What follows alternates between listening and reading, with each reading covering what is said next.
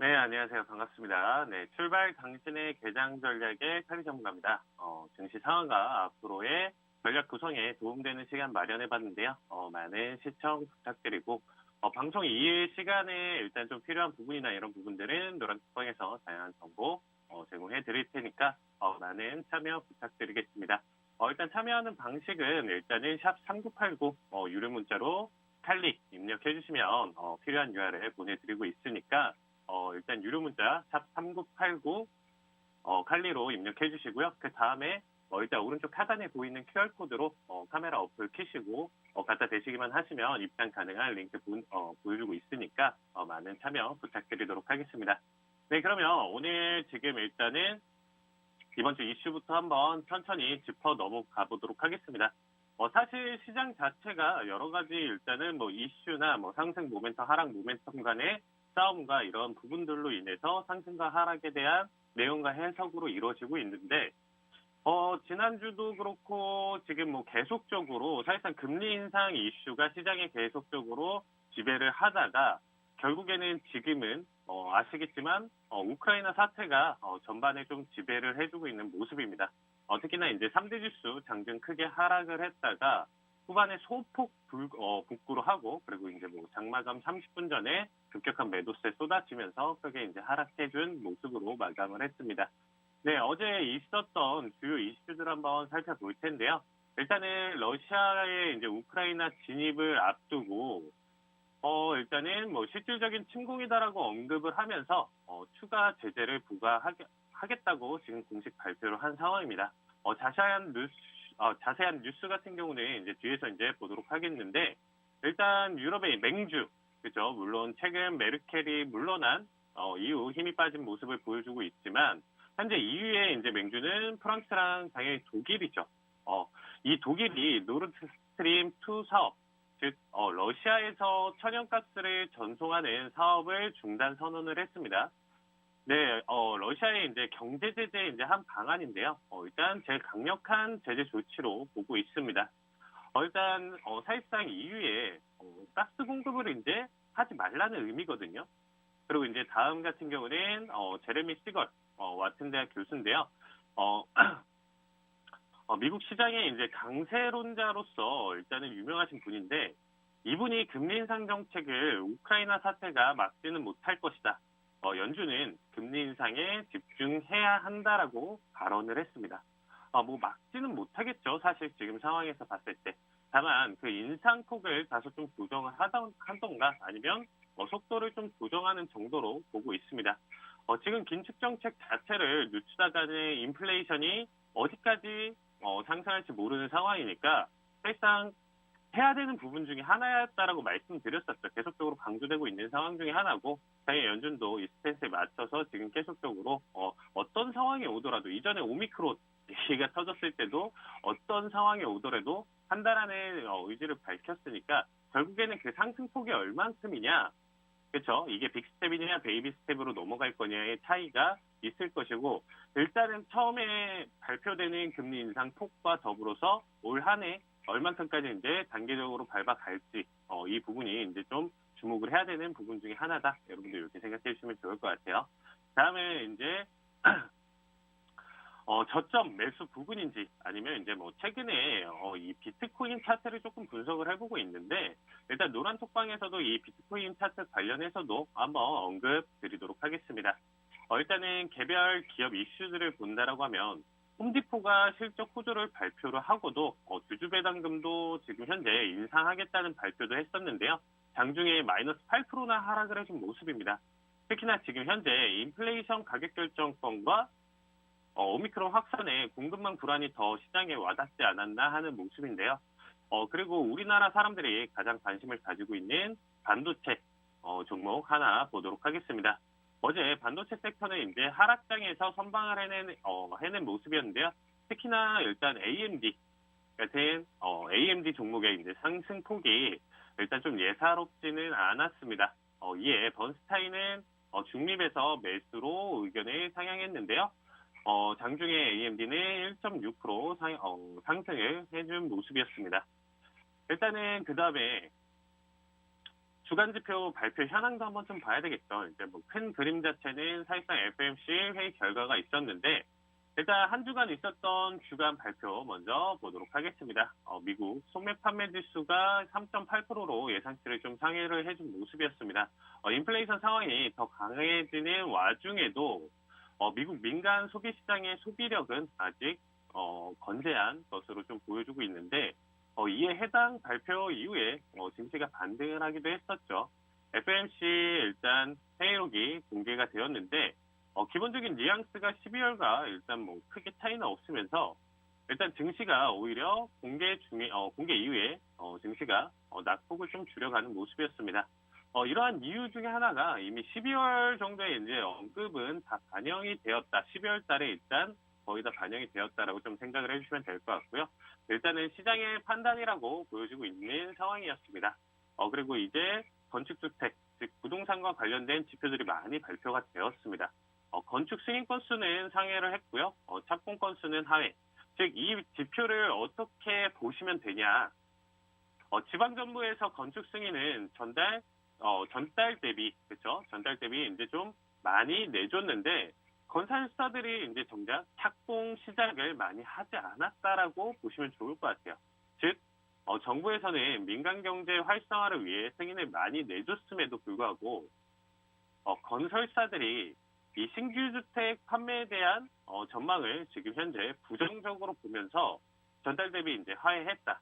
즉 정부의 기대를 건설사들이 충족을 못 해줬다라고 보여주고 있는 상황입니다. 이에 기존 주택 판매 건수는 오히려 늘었는데 다음 주 중에 있을 신규 주택 판매 지표 발표 내용을 보면 미국 부동산 시장을 좀 엿볼 수 있는 지표가 될 것으로 보여주고 있습니다. 그 다음에 이제 미국 필라델피아 연은 제조업 활동 지수가 16.0으로 예상치를 하회를 해준 모습입니다. 일단 발표 날 당일 낙폭을 더 키운 원인으로 좀 지목되고 있는 모습이었다라고 봐주시면 될 것 같아요. 일단 지금 한 주간 지표 흐름을 지금 좀 체크를 하면서 지금 보고 있는데 사실상 이 내용들 해석 자체가 시장이 어느 정도 상승과 하락을 견인을 하면서 어느 정도 그 날에 그리고 이제 장이 열리는 상황 중에서 적어도 뭐 30분이라든지 아니면 1시간 동안의 추세나 흐름 자체를 엿볼 수 있는 지표 발표 내용 중에 하나인데 최근 시장 자체는 우크라이나 사태로 너무 집중되어 있다 보니까 어떻게 보면 푸틴 대통령의 행동 하나하나 그리고 이제 바이든 대통령의 행동 하나하나에 위아래 지수 자체가 그리고 선물 지수 자체가 출렁이는 움직임 폭 자체가 사실상 정말 상당히 크다라고 봐주시면 될 것 같아요. 지정학적 리스크가 굉장히 크다 보니까 얘네가 안 중요한 게 아니에요. 지금 어떻게 보면 관심 자체가 이쪽으로 좀 많이 쏠려 있다라고 여러분들이 좀 생각을 해주시면 좋을 것 같습니다. 어쨌든 계속적으로 지금 발표되는 상황 자체를 좀 체크를 해보시고 결국에는 지금 방금 전에 얘기 드렸던 착공 건수라든지 승인 건수를 생각을 하면서 정부에서는 승인을 해줬지만 실질적인 착공 자체는 승인했던 거에 비해서 그리고 훨씬 더 예상치 좀 화해를 해주는 모습. 그러니까 현재 시장 분위기가 어떻게 흘러갈 것이고 향후 미래를 조금 더 예측을 해주시면 좋을 것 같습니다. 이 지정학적 리스크가 풀린다라고 하면 다시금 시장 자체에서 계속적으로 반응을 보여줄 수 있는 지표 내용들 중에 하나니까 한번 꼭 참고해 주셨으면 좋겠습니다. 그 다음에 이제 지난주 실적 발표한 기업들도 이제 한번 체크를 해봐야 되겠죠. 네, 일단은 엔비디아는 실적을 호조로 발표를 했지만 전날 너무 올랐다라는 시장 판단에 주가 상황이 딱 좋지는 못했습니다. 다만 지금 현재 슬슬 반도체 종목에 대한 매수 시점을 볼 시기가 왔다라고 보여주고 있는데요. 일단 3월 금리 인상에서 일단 기존 예상치인 0.25% 이상을 올리지 않는다라고 하면 적어도 향후 2, 3개월간은 반도체 종목을 좋은 흐름으로 계속 이어갈 것으로 지금 보여주고 있는 상황입니다. 다음은 시스코 시스템즈도 지금 실적 발표를 했는데 역시나 실적은 좋게 발표를 했습니다. 그리고 이제 월마트 역시 실적을 좋게 발표를 해준 모습인데요. 일단 경기 방어 섹터 대부분이 오미크론 확산에도 불구하고 4분기 실적을 좋게 발표해준 모습이 경기 방어주라는 이름을 해주는 모습이네요. 그리고 이제 산업 중장비 기업인 디어도 제가 한번 언급을 드렸던 것 같은데 디어도 이제 실적 발표를 했는데 어닝 서프라이즈라고 봐도 될 정도로 주당 순이익이 이제 크게 상승해준 모습이었습니다. 다만 이 실적 발표 이후에 주가가 급락하는 상황인데요. 일단 아무래도 해당 장비 제조에 필요한 반도체, 그렇죠? 반도체 장비 및 그리고 인플레이션에 대한 지금 연준의 긴축 우려, 그리고 현재 우크라이나 사태까지 일단 기어의 주력 산업에 대한 지금 현재 전망을 좀 어둡게 보는 것으로 보여주고 있습니다. 그리고 이제 알리안츠도 지금 실적 발표를 했는데요. 실적이 오히려 예상치를 한참 하회를 해준 모습입니다. 마지막으로 지금 홈디포 경우 앞에서 언급드렸지만 실적은 예상치에 부합하는 호실적을 발표를 했지만 오히려 이제 주가는 많이 떨어진 모습을 보여주고 있습니다. 다만 경기 방어주의 섹터에도 포함되는 종목이다 보니까 오히려 이제 슬슬 저점을 좀 찾아가는 모습이지 않을까라는 생각이 들고 있습니다. 네, 일단은 지금 산대지수 내용 해석도 같이 이어져야 되겠죠. 자, 어제자 낙폭 자체, 그리고 이제 사실상 월요일 날 워싱턴 데이 대통령의 날로 휴장이었습니다. 미국장이 휴장이었었는데 일단 다 포함하고 선물 시장 자체는 이제 월요일 화요일 자체의 움직임 다 포함을 하면서 움직임을 보여주다 보니까 그전에 낙폭이라든지 이런 부분들 같이 소화를 해주면서 결국에는 하락 마감을 해주는 모습이었었는데요. 일단 다우 같은 경우는 지금 현재 마이너스 1.42% 어제자 하락해준 모습이었고 S&P 같은 경우도 지금 마이너스 1.01% 하락, 그리고 나스닥 같은 경우는 마이너스 1.23% 낙폭을 보여주면서 3대 지수 모두 하락 마감을 해준 모습을 보여주고 있습니다. 최근 시장 움직임으로 제가 여러 가지 내용이나 이제 시나리오를 지금 계속적으로 만들어주고 있는데, 자, 요거는 지금 제가 계속 방송을 하면서 계속적으로 이제 계속 체크를 해주고 있죠. 3대 지수 체크를 하면서 현재 움직임이나 변동성, 위치 내용 자체를 지금 설명을 해드리고 있는데, 자, 결국에는 지금 한 번 더 해석을 하면서 좀 계속적으로 넘어가도록 하겠습니다. 제가 일단은 수요일만 방송을 하다 보니까 한 주간의 흐름을 잡고 가장 최근의 움직임에서 앞으로 한 주간의 좀 방향성이나 아니면 좀 더 중장기적인 흐름을 계속적으로 이제 언급드리고 있으니까 한번 일단은 내용적인 해석이나 이런 부분들 한번 봐주시면 좋을 것 같습니다. 자, 일단은 지금 차트, 일적 분석으로, 왜냐면 지금 현재 지정학적 리스크가 가지고 있다는 거 여러분들도 당연히 아실 거고, 여기서 사실상 조금 더 전쟁이 난다라든지, 결국에는 사실상 러시아 쪽으로 이제 흡수가 된다라든지 이런 부분들로 시장 자체가 이제 넘어간다.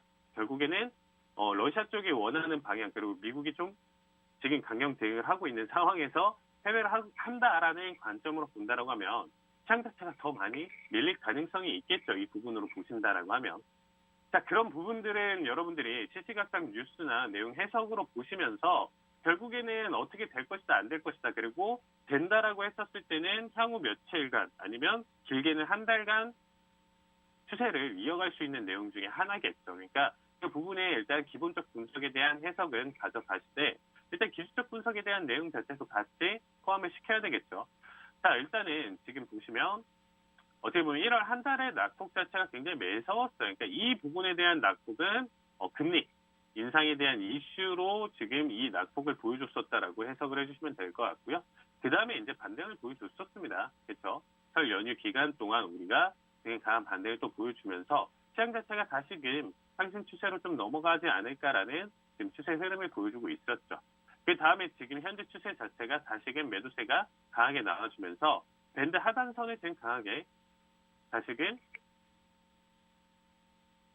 마감을 보여주면서 다시금 지금 다시 저점 추세 흐름 자체를 이어갈 것으로 지금 시장 흐름 자체가 보여주고 있는데, 자, 여기서 지금 자리값을, 그쵸, 이 전 저점, 그러니까 1월 24일 날 보여줬었던 저점 라인대 자체를 한 번 더 깨고 넘어간다라고 하면 여기 정말 위험한 자리예요. 그러니까 여기서는 이후에 이제 어떻게 보면 이 제재나 흐름 자체가 강하게 되돌리지 않는 이상, 강하게 장대 양봉이 출현하면서 이 모든 리스크나 지금 진영적 내용 자체가 해소되지 않는 이상은 추세 자체가 그냥 꺾이면서 계속 무난하게 하락할 가능성이 있어요.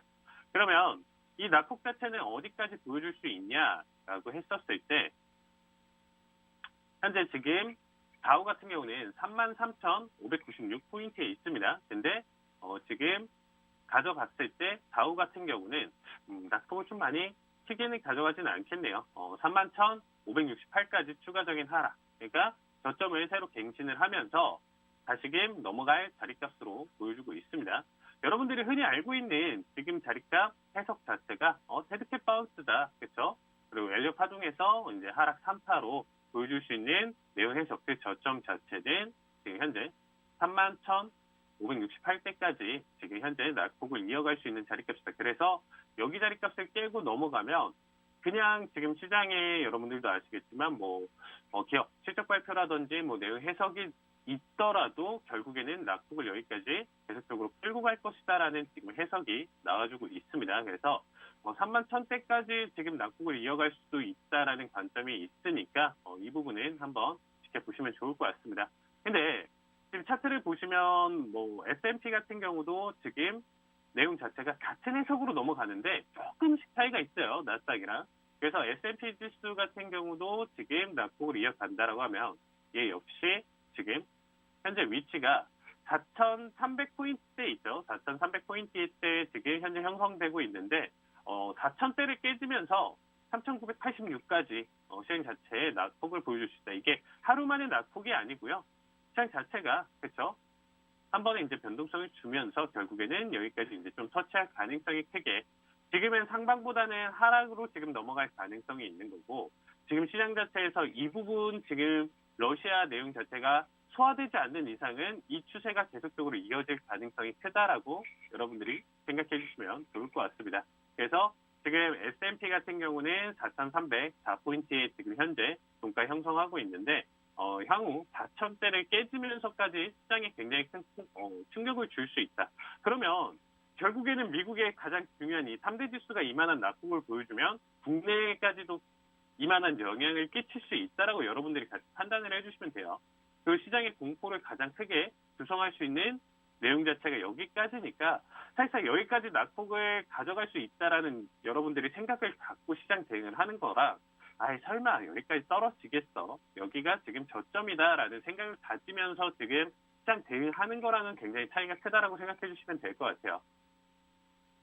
충분히 이 생각을 가지면 여기서 이제 마저 대응을 이어갈 수 있는 거고 내가 보유 종목 자체를 이전에 지금 정리를 한다든지 아니면 이 정도까지 지금 낙폭을 내려준다라고 하면 이 구간 반등을 보여주면 이 구간 부근에서 추가적인 지금 물타는 자리값으로 어떻게 보면 추가 진입으로 볼 수 있는 자리값으로 생각을 해주시면 될 것 같죠.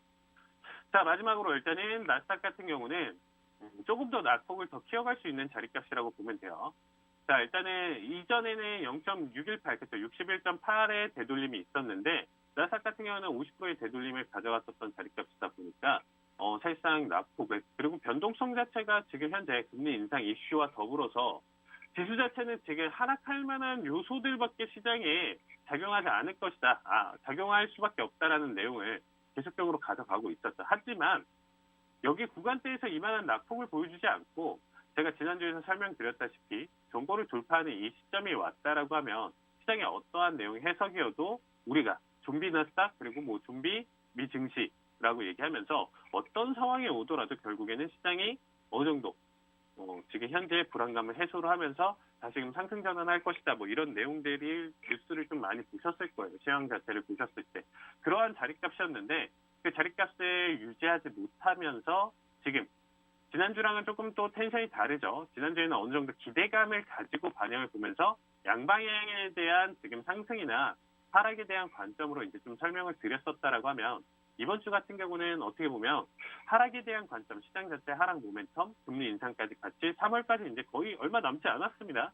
그거랑 이제 더불어서 보시면 결국에는 지금 나스닥 같은 경우는 지금 13,381 자리값을 지금 가져가고 있는데 자, 여기서 지금 낙폭을 이어간다라고 하면 11,695, 그러니까 11,700대까지도 지금 현재 나스닥 지수는 추가적인 하락 흐름 더 가져갈 것이다. 그래서 3대 지수를 보신다라고 하면 다우 S&P보다도 나스닥 추가 하락에 대한 지금 내용적인 해석이 조금 더 가져갈 수 있다라고 생각해 주시면 될 것 같아요. 그래서 요 세 가지 해석 지금 좀 생각해 주시면서 대신에 일단 좀 확실한 이탈이나 전저 자리값 1월 24일 날 가지고 갔었던 저점 깨는 자리값까지 얼마 남지 않았기 때문에 지금 이 내용을 가지고 가고 있습니다. 그리고 이제 시장에 대한 해석은 지금 다시금 마저 이어가도록 하겠습니다. 자, 결국에는 지금 현재 지금 보시면 푸틴이 우크라이나 동부 지역, 즉 반군 세력이 득세한 지역으로 러시아군에 지금 진입한다는 소식이 들려왔습니다. 일단 푸틴은 동부 지역에서 분리 독립을 주장하는 도네츠크 공화국과 루간스크 공화국의 일단 독립을 독단적으로 지금 승인을 해준 모습이죠. 그리고 군 진입을 시도를 했는데 이게 사실상 말 그대로 독단적인 행동을 하다 보니까 여러분들이 이제 침공으로 좀 봐주시면 좋을 것 같아요. 저런 독립이 공인을 좀 받으려면 최소한 EU나 그리고 UN 그리고 우크라이나가 인정을 해야 하는데 사실상 뜬금없이 그렇죠. 옆 나라가 여기 독립한 거야. 아무튼 독립한 거야. 이렇게 하면서 내가 허락할게. 그리고 이제 여기 평화를 유지를 해야 되니까 얘네가 평화를 얘기하는 것도 좀 웃기긴 한데 우리가 군대를 파견할 거야. 이런 상황인 거죠. 현재 상황이. 그래서 이제 우크라이나 입장에서는 지금 황당할 따름인 거예요. 지금 현재 상황을 보시면. 그래서 일단 물론 이 부분은 우크라이나가 내부적 문제도 있습니다만은 지금 해당 부분은 지금 차후에 언급드리도록 하겠습니다. 그리고 지금 이 상황, 크림반도 합병할 때도 이제 똑같은 상황이었다라고 봐주시면 될 것 같아요. 한치도 안 틀리고 똑같아요. 지금 현재 상황이. 그렇죠? 계속 지난주에도 이제 말씀드렸던 내용이었는데 일단은 분란을 조장을 하고 다시 화해 모드로 전환을 했다가 그렇죠? 독립 승인을 해주면서 군대가 진입을 하고 그리고 진입했다가 지금 진입 안 했다. 그리고 이제 뭐 크림반도 때는 그리고 뭐 러시아 군복은 뭐 월마트에서도 뭐 살 수 있다 뭐 이런 얘기를 둘러대다가 기습 주민 투표를 통해서 러시아로 이제 합병을 해버렸었죠. 일단 크림반도 사태 때도. 그럼 지금 보시면 딱 군대 진입까지 일어난 상황인데 과거 역사가 지금 반복될지 지금 귀추가 주목되고 있는 상황인데 다만 이번에는 서방의 일단 대응이 굉장히 강경한 상황입니다. 지난번이랑 좀 다르죠. 결국에는 반복되는 역사를 그대로 냅두는 게 아니고 역사가 반복될 것이다라는 걸 알고 있기 때문에 더 강력한 대응을 계속적으로 지금 이어주고 있다라고 봐주시면 돼요. 그래서 이제 과거 크림반도 때 당한 경험이 있어서인지 당시 오바마 정권 때보다도 이제 더 빠르고 강경한 대응이 나타나고 있는 상황이다라고 봐주시면 될 것 같습니다.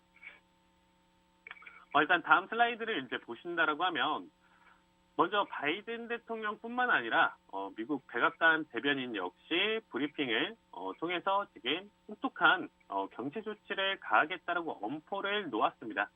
과거 2018년도 경제 제재 당시에도 러시아가 큰 타격을 입으면서 사실 그 시점을 기준으로 중국에게 이제 반미 진영의 주도권을 내주게 되었는데요. 그래서 지금 러시아 자체의 문제도 있지만 중국과의 영향력 우위를 다시 가져오기 위해서 러시아는 계속 강경하게 지금 현재 상황을 대응할 것으로 보여주고 있습니다. 이제 방아쇠는 미국에게 넘어왔다라고 보여주고 있는 상황인데 또한 독일의 또 지금 현재 독일도 노르트 스트림 2 사업 중단 조치를 지금 현재 내린 상황입니다. 일단은 저번에 신임 독일 총리가 미국에 소환된 이후에 제가 이제 지난번에도 얘기 드렸었죠. 이제 바로 강경한 대응으로 이제 좀 전환을 해준 모습이죠. 아무래도 지금 현재 바이든이 한마디 굉장히 좀 세게 한 것으로 지금 나타나고 있는 상황입니다. 정확하게 이제 회담 이후에 바로 온건에서 강경으로 이제 전환을 했거든요. 근데 일단 제가 생각할 때 여러분들도 아시겠지만 메르켈이었으면 과연 어떤 대응을 했을까라는 생각을 하면서 굉장히 좀 궁금한 부분이지만 이미 물러난 사람은 어쩔 수 없는 상황이죠.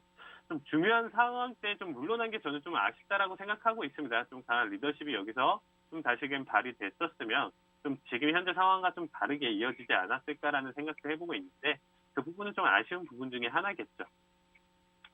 자, 일단은 중요한 건 과거 크림 때랑은 지금 다르다. 서방의 경제 제재가 강력하고 신속하게 진행되고 있다라는 점이 지금 과거 크림 반도 사태와는 좀 차이점인데 과연 러시아가 더 강경하게 대응하고 밀어붙일지는 좀 주목해봐야 되는 상황 중에 하나겠죠. 이거는 뭐 어쨌든 결과가 좀 나와줘야 되는 상황 중에 하나다라고 봐주시면 되겠습니다.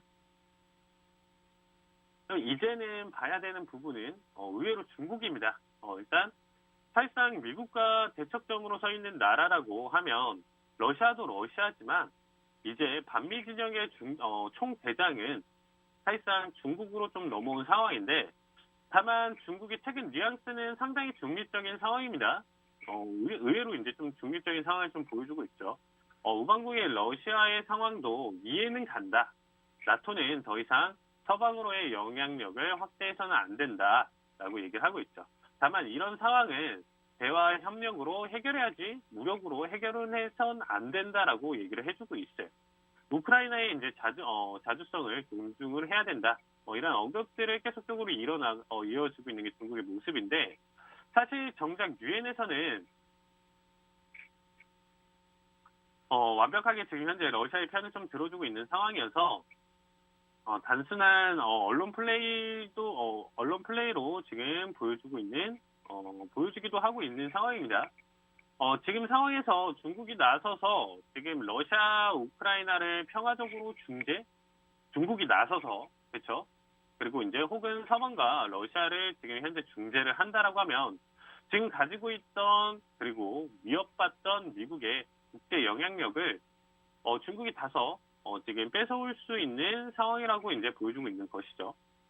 일단 중국은 시진핑 정권 이후 계속적으로 이제 미국을 넘어서려는 노력을 해왔는데요. 이러한 연장선에서 지금 이런 중립적인 언급을 한 것으로 보이기도 하고 있지만, 한편에서는 지금 EU와 경제 협력을 늘려가는 과정에서 현재 지금 긴장 상황이 러시아 편을 들다가는 EU와의 갈등 때문에 현재 진행 중이던 모든 경협들이 차질이 생길까봐 지금 우려스러워서 일단 중립적인 발언을 했다라는 이야기도 있는 만큼 중국의 지금 반응도 여러분들이 한번 지켜보실 필요가 있을 것 같습니다. 일단 그리고 지금 주목해볼 만한 이제 경제 지표 발표가 지금 있는 상황인데 24일은 지금 현재 보시면 4분기 미국 GDP 발표가 있는 상황이고요. 그리고 실업수당 전국 건수 이제 뭐 매주 반복되는 내용들 지금 발표가 있습니다. 25일에는 신규 주택 판매 그리고 원유 재고 발표가 있고요. 그리고 26일에는 지금 미국 잠정 주택 매매 지표랑 그리고 연준 통화 정책 보고서 이렇게 26일에 이렇게 지금 예정이 되어 있다 이렇게 봐주시면 될 것 같습니다. 사실상 지금 현재 상황에서는 발표 주목해볼 만한 내용 중인 하나고 여러분들이 그래도 수치 정도는 관심을 가지면서 시장 흐름을 읽어나가는 정도만 봐주시면 될 것 같고요.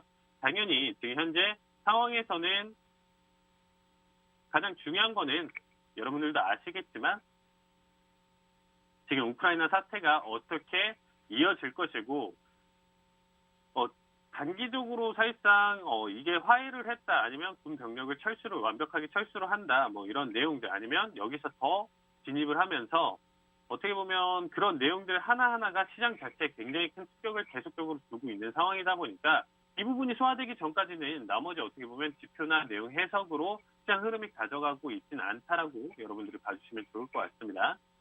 자, 다음은 주목할 만한 이제 실적 발표 기업인데 사실상 굵직한 기업들 같은 경우는 지금 다 어떻게 보면 발표를 다 마감을 했었죠. 그래서 이제 뭐 여기서도 그래도 뭐 좀 주목해 볼 만한 나머지 기업들 23일에는 오늘 그렇죠. 바클레이즈랑 이베이가 발표가 있고요. 그리고 이제 알리바바 그룹 당연히 알고 계시죠 알리바바 그리고 코인베이스 디스케일러 이렇게 24일날 발표가 있습니다. 그리고 이제 AI 그룹 그리고 리오토는 25일 그리고 뭐 루시드 지금 가장 전기차 핫한 기업 중에 하나죠. 그리고 퓨렉 패커드 그리고 노바백스 발표는 28일 그리고 이제 세일즈포스닷컴 그리고 타깃 준비디오는 3월 1일 날 발표가 있습니다. 그리고 여기 있는 달러트리 같은 경우는 3월 2일 날 발표가 있는데요. 뭐 달러트리 잘 모르시는 분들은 미국의 다이소다라고 알고 계시면 되겠습니다. 자, 일단은 뭐 지난주에 있었던 내용 그리고 이제 제가 지난주 추천드렸던 종목들 뭐 해가지고 뭐 ETF, ETN 뭐 내용 해서 가져가면서 지난주 이제 제가 방송 보신 분들은 아실 거고 아니면 오늘 새로 보신 분들 그리고 차트 흐름 보면서 과연 얼마나 올랐고 얼마나 떨어졌는지 한번 체크해보는 시간 갖도록 하겠습니다. 체크하기 전에 잠깐 쉬었다가 마저 이어가도록 하겠습니다.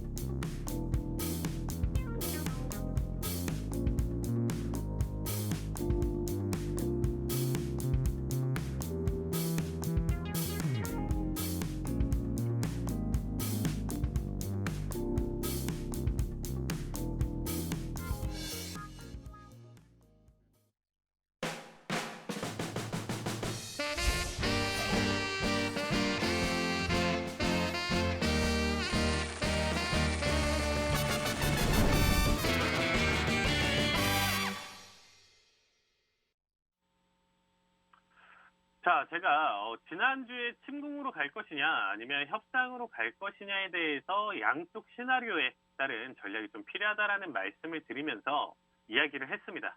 일단 지난주 슬라이드들을 이제 좀 한번 짚어보도록 하겠습니다.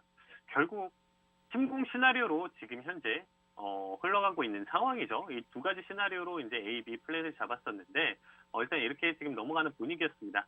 일단 전면전만 아니라 전면전으로 가져가는 거 뿐만 아니라 뭐 사실상 이제 결국 타국의 군대가 우크라이나에 일단 진입했다라는 것 자체가 사실상 침공 분위기로 지금 넘어가는 상황인 거죠. 그래서 결국에는 뭐 침공을 하게 된다라고 하면 원자재 가격의 상승이나 흐름 자체를 계속적으로 이어갈 수 있고 이 추세나 흐름 자체는 과거 크림반도 때 어떻게 원자재 가격들이 올랐는지에 대한 데이터를 가져오면서 이제 설명을 드렸었고 만약에 이제 어떻게 보면 지난주에 이제 제가 말씀드린 상황에서부터 평화 협정이 이루어지고 그 내용 자체가 잘 이어가면서 시장 분위기 자체가 다시금 좋아졌었을 때는 리오프닝 관련주들을 한번 좀 주목해 볼 필요가 있다 이런 내용 자체를 가지고 갔었었죠. 그래서 지금 현재 보시면 지금 봤을 때 지난주에 이런 상황이 벌어지면서 이제 어떤 종목을 봐야 되느냐라는 얘기를 드리면서 일단 원자재 얘기를 드렸었죠. 이제 침공 시나리오로 똑같은 내용 자체로 이제 리뷰하는 시간이라고 봐주시면 될 것 같아요. 일단은 지금 원유 그리고 천연가스, 백금, 팔라듐, 그리고 니켈, 알루미늄, 곡물 등을 이제 언급을 드렸습니다. 보시면 아시겠지만 러시아의 이제 원자재 생산 비중이에요. 그래서 석유 자체는 11.6%로 2위, 그리고 이제 천연가스 같은 경우는 16.6% 2위, 그렇죠? 백금 11.8%로 2위, 팔라듐은 정말 압도적으로 많죠. 41.2%로 1위를 보여주고 있습니다. 그 외에 나머지들도 사실상 지금 현재 상당히 상위권에 지금 이어지고 있는데 이만큼 얘네가 지금 전쟁이 일어날 것 같고 그렇게 되면 공급 중단이라든지 이런 부분들이 리스크로 작용할 수 있기 때문에 이렇게 생산 비중이 높은 종목들 같은 경우는 단기적으로 공급 차질이나 이런 부분들 가격의 상승 지금도 굉장히 많이 올랐는데 추가적인 상승 흐름도 이어질 수 있는 상황이다라고 여러분들에게 일단 전달을 해드렸었습니다. 그렇죠? 그러니까 지금도 다시금 좀 반복을 해드리면서 지금 다시 설명을 드리고 있는 내용 중에 하나인데요. 자, 일단은 또한 이 자료를 보여드리면서 일단은 아까 설명드렸던 주목해야 할 5가지 원자재를 짚어드렸었죠. 일단 뭐 보시면 곡물, 니켈, 팔라듐, 알루미늄, 브렌트, 원유죠. 브렌트 이렇게 5가지 짚어드리면서 관련 ETF, ETN에 대해서 이제 말씀을 드렸었습니다. 결국에는 지금 침공 시나리오로 넘어왔으니까 플랜 B에 대한 내용 자체는 일단은 어떻게 보면 지금 생략하고요. 일단 지난주 그대로 가져왔었던 이제 5개 종목 중에 하나, 5개 종목이었었죠. 이제 티커도 다 설명드렸었고, 따로 이제 확인하실 분들은 이렇게 지금 티커명만 일단은 체크를 해보시면서, 일단은 관심 종목으로 가져달라라는 얘기를 드렸습니다. 자, 그래서 이제 하나하나 여러분들 보기 쉽게 이렇게 좀 정리를 했는데요. 일단 USO, 그렇죠? 원유 관련 ETF 같은 경우는 2월 16일, 딱 한 주 전이죠. 한 주 전.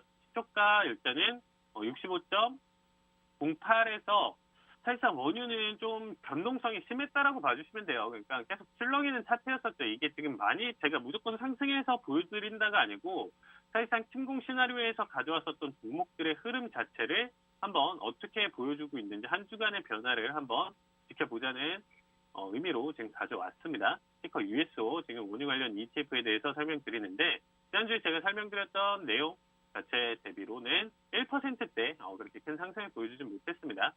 일단 긴장 완화 분위기였던 17일 시초가 기준으로는 일단은 3.26% 상승을 보여줬었는데 어젯밤 갭을 띄우면서 신고가를 지금 갱신을 해주는 모습이었습니다. 자, 다음은 알루미늄이에요. 알루미늄 같은 경우는 지금 JJU, 티커 JJU고 2월 16일 시초가 기준으로 보신다라고 하면 67.62달러 기준으로 봤을 때는 3.8% 상승을 해준 모습입니다. 자, 꾸준히 그러니까 뭐 차트 자체가 전반적으로 우상향을 좀 그리면서 결국에는 침공에 대한 시나리오라고 생각하면서 어제나 그저께 여러분들이 보셨을 때 그 내용으로 이제 치달았을 때 어떻게 보면 단기적으로 관심을 가져줘도 괜찮다라고 얘기를 드렸었죠. 그래서 그 부분에서부터도 진입을 보셨을 때도 나쁘지 않은 모습이고, 그리고 이제 팔라듐 같은 경우도 사실상 지금 아까도 이제 보시면 아시겠지만 러시아가 지금 전 세계적으로 41.2%대로 생산 비중 자체가 압도적으로 1위라고 봐주시면 돼요. 그래서 이 부분은 꼭 참고해달라라는 얘기도 드렸던 것 같습니다. 자, 일단 2월 16일 시초가 기준 212.65달러였었거든요. 그렇죠? 기준으로 이제 3.3%. 한 주간의 흐름이에요. 이게 또 다음 주, 다다음 주 아니면 한 달간의 추세가 됐었을 때는 또 달라지겠죠. 그러니까 이 긴장 상태가 계속적으로 이루어지냐 안 이루어지냐에 따라서 홀딩 여부를 여러분들이 자체적으로 판단을 하셔도 되겠죠. 만약에 잘 진입을 했다. 지금 일단은 수익권에 있다라고 하면 본절 구간에서는 일단은 청산자리 생각하시면서 현재 긴장 상태 그리고 전운이 감도는 이 상황이 계속적으로 유지된다라고 하면 그 관점에서는 홀딩 보시기에는 굉장히 좋다라는 얘기를 드렸습니다. 하지만 이 모든 게 해소가 된다라고 하면 다시금 원래 상태로 되돌아올 수 있어요. 가격 자체가 다시금 원상복귀될 가능성이 큰 상황이다 보니까 어떻게 보면 현재 시시각각 변화는 현재 상황에 따라서 맞춤형으로 여러분들이 보시면서 대응을 해야 되는 원자재 종목들이다라고 생각해 주시면 되겠습니다. 막연히 그렇죠. 이거는 기업에 대한 기술적 분석을 보고 향후 주가의 목표가라는 게 있으면서 그 내용 해석으로 끌고 가는 게 아니에요. 그러니까 그 차이점을 좀 생각해 두시면서 지켜봐 주시면 좋을 것 같습니다. 자, 니켈 같은 경우는 티커, 니켈 관련 ETF는 티커는 이텐 같은 경우는 티커 JJN 설명드렸었고요. 자, 어제자 결국에 이제 갭까지 크게 띄워주면서 2월 16일 지난주 제가 방송 언급드렸던 거에 31.19달러 기준으로 5.25% 상승을 해준 모습이었습니다. 다음엔 곡물 관련 곡물 종합 세트라고 했었죠. 이 내용은 제가 따로도 방송에서도 다른 방송에서도 언급드렸었고 꾸준히 지금 언급을 드린 지 벌써 몇 주 동안 계속 얘기를 드렸습니다. 결국에는 내가 원자재 전체 곡물이나 이런 부분들 어디 투자할지 모르겠다라고 하셨을 때 일단은 보시면 좋은 종목 중에 하나라고 얘기를 드렸으니까 곡물 관련으로 보시면 좋다라고 했었는데 꾸준히 상승을 보여주고 있는 모습입니다. 자, 지금 지난주 기준으로 봤을 때는 약 2%대 그래도 상승 흐름을 가져갔다. 그래서 제가 일단 언급드렸던 그 시기에 맞춰서도 가져가셨어도 괜찮고요. 최근 지금 시장 분위기 안 좋은 내용 해석으로 여러분들이 관심을 가졌다가 매수 타이밍을 보셨어도 어떤 구간에 보셨어도 나쁘지 않은 흐름이죠. 그래서 향후 움직임 자체는 다음 주 자체도 제가 방송 때 한번 간단하게 좀 언급을 드리면서 좀 넘어가는 시간 갖도록 하겠습니다. 자, 다음은 아까도 이제 좀 얘기를 드렸는데 비트코인 자체가 이제 뭐 3만 달러대까지도 이제 하락을 해줄 수 있다라는 관점도 가져가고 있어요. 그래서 이제 뭐 코인 관심을 가지시는 분들도 이제 좀 계실 텐데 최근 비트코인 움직임 자체가 여러분들도 아시겠지만 골드랑은 좀 상반된 움직임을 좀 보여주고 있습니다. 그러니까 어떻게 보면 그렇죠. 이제 제가 라이브 방송 때도 이제 이 부분에 대해서 이제 얘기하면서 넘어갔었는데 결국에는 지금 현재 뭐 인플레이션에 대한 우려 그리고 이제 전쟁이 이제 어떻게 보면 우크라이나 지금 러시아 침공 이 내용 자체 가져가면서 시장 자체가 굉장히 불안한 상황에서 여러분들도 아시겠지만 최근 전체적으로 최근 1년, 2년 동안 어떻게 보면 투기성 자산이다라는 관점이 굉장히 컸었던 이 비트코인 자체가 어떻게 보면 금과 같은 내용으로, 그렇죠? 디지털 금이다라는 관점으로 이제 넘어오는 시점으로 좀 바뀌었죠. 자, 그래서 코인 자체 지금 현재 뭐 3만 달러대까지 갈 것이다. 지금 3만 8천대를 지금 좀 유지를 해주고 있는데 정말 지금 뭐 6만 8천까지 갔었던 비트코인 고점이, 그렇죠? 작년 11월까지만 해도 정말 기분 좋은 시장 흐름을 계속적으로 좀 보여줬었죠. 비트코인 자체도. 근데 지금 현재 원의 낙폭 지금 계속적으로 이루어지면서 추세 자체가 지금 전환되고 있는 모습을 보여주고 있지는 않아요. 그래서 기본적으로 제가 방송 때 계속 언급드리고 있는 내용 중에 하나인데, 자, 지금 차트상으로 보시더라도 지금 계속적으로 지금 기준으로 만들어진 하락 추세 자체가 계속적으로 이루어지고 있는 상황이죠. 그래서 비트코인 자체는 지금 아직까지도 여기까지가 일단은 계속적인 하락 추세였다가 그래도 추세선 이탈을 보여주면서 지금 다시금 상승 전환을 할 수 있는 흐름이었었는데 이 지정학적 리스크가 지금 맞닥뜨리면서 이 상승 흐름이 계속적으로 이어갔어야 돼요. 이 추세가 이어간다는 관점은 지금 21선 지금 기준으로 봤었을 때 이 가격대를 계속 유지를 해주면서 변동성을 띠면서 이러한 파동을 그리면서 상승을 이어가야 되는 자리값이었다라고 해석해 주시면 될 것 같아요. 근데 최근에 완전 밀려버렸죠. 밀려버렸으면 얘는 어디까지 낙폭을 보여줄 수 있을까요? 라고 1차 해석을 본다라고 하면 이 추세선을 다시금 터치해주는 자리값, 리테스트 구간으로 한번 올 것이고 이 자리값에서 지지가 한번 확실히 보여준다라고 하면 단기 상승폭은 굉장히 크게 이어갈 수 있는 자리값으로 해석을 보여주고 있습니다. 그래서 지금 자리값은 제가 봤을 때는 전저 자리값을 깨면서 전저 1월 24일 똑같죠. 최근 미증시 금리 인상에 대한 이슈나 그리고 단기 반등, 다시금 낙폭 흐름 어떻게 보면 증시 흐름이랑 어떻게 보면 커플링 움직임으로 지금 같이 가져가고 있다라고 여러분들이 봐주시면 될 것 같아요. 그래서 자, 비트코인에 대한 지금 내용 자체를 3만 달러대까지도 이제 하락할 것이다 라는 의견이 괜히 나온 게 아니에요. 지금 3만 달러대가 지금 보시면 여기 구간대인데 그렇죠. 충분히 제가 추세선 이 구간대까지는 다시금 자리를 확인할 수 있는 자리값까지 올 수 있겠죠. 그래서 3만대까지 지금 하락할 것이다. 충분히 지금 현재 구간대에서도 가능성 있는 자리값이라고 봐주시면 돼요. 자, 이거를 지금 피보나치 되돌림 해석으로도 같이 이어간다라고 하면 현재 구간대 낙폭에서 어느 정도 반등 자체가 382 구간대까지는 어느 정도 보여줬다라는 해석으로 가져갔었을 때 지금 전저 밀러 내려오고 있죠. 밴드 하단선 터치하고 있죠. 그만큼 낙폭 자체 매도세가 지금 가져가고 있으니까 시장 자체가 지금 제약적 리스크가 있는 상황에서 설명드리는 거예요. 지금 상황이 계속적으로 이어지고 있고 꾸준히 추세가 하락을 보여주고 있잖아요. 그래서 이 부분이 해소되지 않는 이상 추세가 어떻게 꺾일 것이냐. 얘는 지금 현재 맥시멈으로 지금 정말 꺾인다라고 하면 좀 터무니없을 수도 있어요. 그래서 이 터무니없는 수치 같은 경우는 지금 그냥 한번 체크만 해주시면 좋을 것 같아요. 자, 16,000대까지 3만 달러가 아니고요. 이거에 또 절반 반토막인 거의 16,000대까지도 낙폭을 보여줄 수 있는 내용 해석이에요. 이거는 그냥 제가 이게 무조건 간다가 아니고 자리값이 그렇게 나와주고 있습니다. 그냥 이게 지금 현재 그냥 제가 계산한 게 아니고, 그러니까 그냥 감각적으로 지금 이렇게 가져간다는 게 아니고요. 실제 분석으로 이 정도 가능성이 있다예요. 대신에 아까도 설명드렸다시피 특정 자리값이 왔었을 때 추세 자체를 깨면서 다시금 넘어오는 자리값이 생긴다라고 하면, 단기 터치나 내용 해석이 있다라고 하면 이 부분을 무시를 할 수 있는 내용 중에 하나입니다. 근데 결국에는 정말 장기 추세로 넘어오면서 이 자체에서 추세가 꺾이지 않는 이상, 여기서는 상승 추세가 꺾인 거예요. 그래서 지금 설명을 드리는 겁니다. 그렇죠? 21선 내용 해석, 그리고 데드크로스 관점이 지금 나와주고 있는 현재 단기적인 움직임으로 보더라도 추세 자체가 계속적으로 매도로 이어지고 있는 상황이고, 이 추세가 정말 극단적으로 꺾였을 때는 1차적으로는 3만 달러까지 확인하는 자리까지 가져갈 것이고, 2차적으로 더 시장에 충격을 주면서, 아까 제가 3대 지수가 전체적으로 꺾인다라고 하면 나스닥 정말 뭐 12,000대 그 이상까지도 낙폭 가져갈 수 있고, 다우나 S&P는 그 낙폭을 좀 줄여갈 수는 있겠지만 더 큰 이 전저점을 깨면서 낙폭 이어갈 수 있는 내용이라고 했었죠.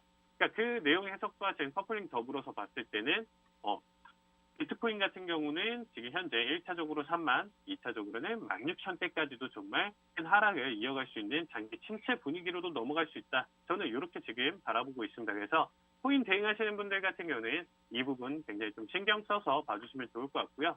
자, 제가 골드랑 좀 다른 움직임을 좀 보여준다라고 했었는데, 골드 같은 경우가 지금 현재 최근 시장에서는 오히려 그렇죠, 강한 상승 흐름을 보여주면서 나 다시 골드야라는 지금 모습을 지금 보여주고 있습니다.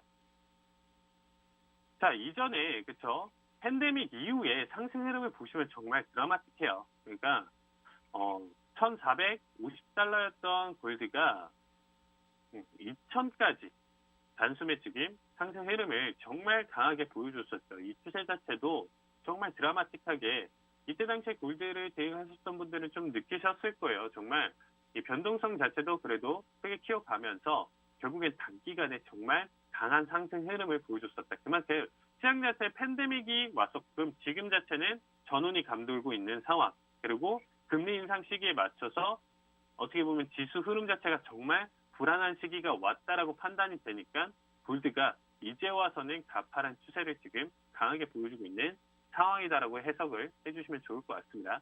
그래서 골드 자체는 제가 지금 사실 분석으로 제가 이제 계속적으로 이제 언급을 드리고 있지만, 결국에는 이전에 있었던 그렇죠, 수렴 형태 자리값을 지금 이탈을 해주면서 이렇게 지금 삼각 수렴 형태가 지금 띄고 있었죠. 골드는 왜 이런 삼각 수렴 형태를 띌 수밖에 없냐면, 이전에 그쵸, 제가 방금 설명드렸던 1,450에서부터 2,000대까지의 이제 어떻게 보면 상승 흐름을 굉장히 강하게 가져갔었는데, 이 부분 때문에 나머지 흐름 자체가 지금 에너지를 많이 잃었다. 그래서 지금 다시금 상승 추세를 강하게 가져가고 있는 타이밍이라고 기술적 분석으로 봐주시면 될 것 같고요. 현재 지정학적 리스크로 보셔도 이 정도 상승 흐름을 이어갈 수 있다라고 해석을 해주시면 되겠습니다. 네, 오늘 내용 자체는 여기서 마무리 보도록 할 거고요. 좀 더 자세한 내용은 노란톡방에서 이어가도록 하겠습니다. 네, 시청해주셔서 감사합니다.